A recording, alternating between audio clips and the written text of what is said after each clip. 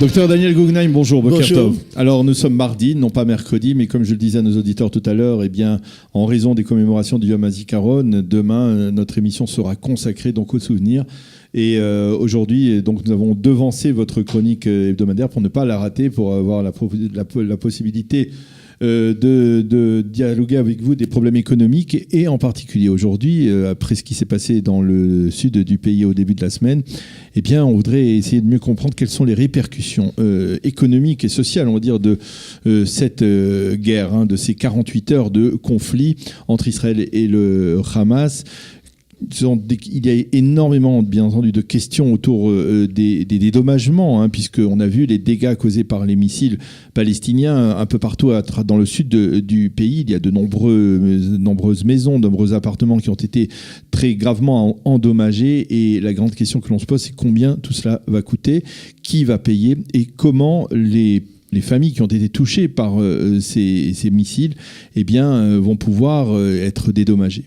Oui, malheureusement, nous avons été il n'y a pas tellement de temps dans cette même discussion, il y a, je sais pas, 2-3 mois, quelque chose comme ça. 2 mois, oui, en mars dernier. Et donc, les mêmes questions se reposent. Et vous avez exactement cadré les points de vue économique. Premièrement, les répercussions directes dont vous avez parlé, c'est-à-dire les maisons qui ont été détruites. Il y a des centaines de maisons qui ont été détruites. Déjà pendant le conflit, le Mancal, je ne sais pas s'il y en a des centaines, mais en tout cas, parce qu'il y a eu 700 tirs de missiles, on peut dire qu'il y a, on a dit qu'il y avait 85% des missiles qui avaient été interceptés par les systèmes de dômes de fer, mais il y a au moins des dizaines de maisons qui ont été... Moi, j'ai entendu le chiffre de centaines. Et il s'agit de beaucoup d'endroits. Et n'oubliez pas que des agglomérations comme Ashdod ou Ashkelon... Il y a des effets collatéraux aussi. On a vu des images dans la télévision, dans l'Internet, de maisons complètement détruites. Donc, c'est plus que ce qu'on pourrait croire. Alors donc le PDG de l'habitat du ministre du Logement est venu à ce moment déjà sur place pendant le conflit pour dire aux gens, nous allons vite vous indemniser. Il faut savoir qu'il y a une somme de 14 milliards de shekels, puisque vous avez parlé du financement, qui est réservé pour ça. Maintenant, ce qui s'est passé, c'est la chose suivante. Point de vue juridique, il y a ce qu'ils ont fait, c'est qu'il y avait, pour aller plus vite, point de vue des dédommagements, une sorte de, on appelle en hébreu ratcha, une sorte des décrets qui ont été faits à l'époque. D'urgence.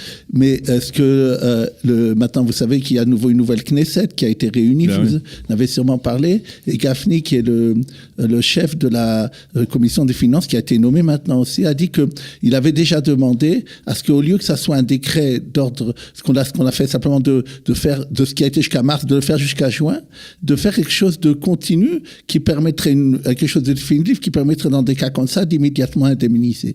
Maintenant, ça c'est les premières choses et les gens dont les biens ont été détruits. Une deuxième chose, vous savez qu'il y a eu des gens qui n'ont pas pu aller au travail parce qu'on leur a interdit d'aller au travail. Et qu'est-ce qui se passe avec eux, par exemple ? Est-ce qu'il s'agit de congés payés, de congés non payés ? Oui. Et aussi pour les entreprises qui n'ont pas pu travailler. Et il y en a qui n'ont pas pu travailler parce que les enfants étaient allés à la maison. Tout ça est prévu qu'il y aura une indemnisation par l'État au niveau comme vous dites, ça sera sûrement considéré comme un jour qu'il n'y a pas besoin de travailler. C'est comme ça qu'ils ont fait dans le passé et un déménagement par rapport aux entreprises. Maintenant, ça c'est la troisième point qui est arrivé, quelque chose de spécial qui n'est pas arrivé avant. Les chaînes Internet économiques spécialisées l'ont souligné. Vous savez qu'on a du gaz de Tamar. Qui est d'Israël. Ils ont dû, à point de vue sécurité, arrêter tout. Et donc arrêter que la compagnie d'électricité ait pendant plusieurs jours du gaz israélien. Ils ont dû revenir au charbon, etc. Et ils ont eu peur sans doute, ces points de vue, ils ont dit c'est une ordre, ils n'ont pas voulu dire tellement pourquoi, mais apparemment c'était un risque d'attentat sécuritaire par rapport qu'il y aurait eu un missile qui a là-dessus et des choses comme ça. Et donc, à cause de ça, ils ont dit que si ça, je ne sais pas, parce qu'il n'y a pas eu, vous avez parlé de 48 heures où il n'y a eu que ce problème-là, et maintenant ils sont revenus au normal. Ils ont parlé peut-être qu'à cause de ça, l'électricité aurait était plus cher pour le particulier, parce qu'à partir du moment où c'est nouveau les centrales à charbon, les choses comme ça qu'ils doivent utiliser, ça coûtera plus cher aux consommateurs. Maintenant, je sais pas, c'est pour 2-3 jours. Une autre chose qu'il faut savoir, nous avons parlé d'une somme de 14 milliards de shekels qui est allouée pour les dédommagements. Mais vous comprenez bien qu'il y a un effort de guerre qui a été fait là, ici, et ça coûte de l'argent, point de vue de Misrad Habitaron, c'est-à-dire point de vue du ministère de la Défense. Et donc déjà, Netanyahou avait fait pression déjà dans l'ancienne, dans les quelques mois, pour augmenter massivement le budget de la Défense. Or maintenant, vous savez, vous en avez sûrement parlé, il va y avoir bientôt une coalition qui va être faite. Et il y a les partis qui viennent avec des demandes sociales, comme par exemple, ils ont parlé de Israël Beitenu qui a demandé à ce que tout a augmenté massivement les retraités pour les Olim et des choses comme ça. Et donc, ils ont dit par rapport aux demandes sociales qui vont être faites, il faut savoir, Netanyahou va venir dire, mais j'ai devant moi un problème sécuritaire qui pourra nous empêcher de faire ce que vous voulez faire. Surtout que on en a parlé récemment, ils ont encore dit hier, le déficit budgétaire est monté, ils ont parlé hier à 3,8%. Il dit ce n'est plus un puits, c'est vraiment comme les sables mouvements. Ça commence à faire beaucoup et je ne sais pas comment il y a d'énormes problèmes qui vont être devant le futur ministre des Finances et de la Knesset pour savoir comment ils vont faire avec tout ça. Alors ça c'est pour les dédommagements. Et, finalement, est-ce qu'on peut chiffrer? On peut évaluer. Vous avez parlé d'une caisse spéciale, c'est-à-dire d'un fonds spécial de 14 milliards de shekels. Voilà. Mais est-ce qu'on peut évaluer en 2 jours ce que ça a coûté en général à l'ensemble de l'État d'Israël ? Non, il n'y a pas encore de chiffres qui ont été sortis, puisqu'ils sont dans les évaluations. Ils sont venus, comme je vous ai dit, avec les experts pour voir pour les appartements, des choses comme ça. Il y a des barèmes exactement comment indemniser à quelqu'un à qui c'est arrivé. Il faut aussi qu'il puisse se loger, des choses comme ça. Et il y a, malheureusement, comme on vient de le dire, c'est pas la première fois que ça arrive, et donc ils sont habitués. Il y aura des dédommagements, j'espère, plus rapidement que ce qui s'est passé les dernières fois. Alors, ça c'est pour le premier dossier que nous voulions évoquer ce matin, mais il y a d'autres sujets que vous avez voulu que nous traitions ce matin, et un titre qui est tout à fait étonnant, et qui concerne les assurances vie. Il s'avère que 30% des assurances vie en Israël ne sont pas réclamées. Oui. Qu'est-ce que ça veut dire ? Vous savez, malheureusement, on est peut-être amené à mourir, et donc beaucoup de gens en Israël se font des assurances vie.